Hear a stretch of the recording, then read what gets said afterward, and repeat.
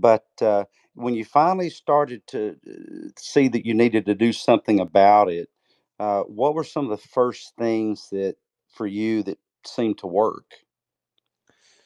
Um, well, getting to the first thing that did start to work, though, I had tried just about every cliche and viral technique there was in the books. I was taking cold showers, I was cutting things out of my life, speaking to myself in the mirror. No, I felt more and more like an idiot that made me feel even worse. But the first thing that really helped me was I was there maybe 2 or 3 years after I left school and I wasn't doing any kind of activity regularly. I kind of put on a lot of weight and got out of shape quite quickly, and I felt it kind of dawned on me that that's just another problem on top of a big fire. But I started going for it. Someone who I worked with was telling me about how they would always go running. It was just every time you spoke to him, he would always talk about how he was going running. So I was like thinking one day, I was like, I'm just going to try a run. I've tried everything else. I'm going to try and go for a run.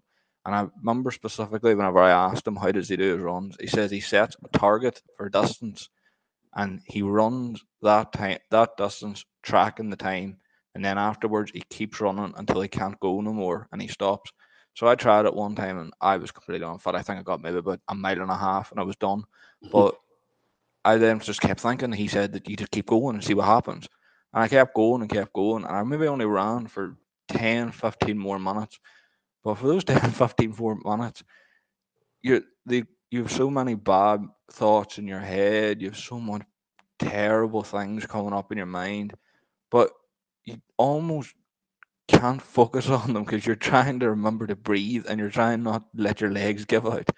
And I started doing it maybe once a week, and I started slowly realizing that instead, like when I would go to bed, the big thing for me was I couldn't sleep because everything was going around my head.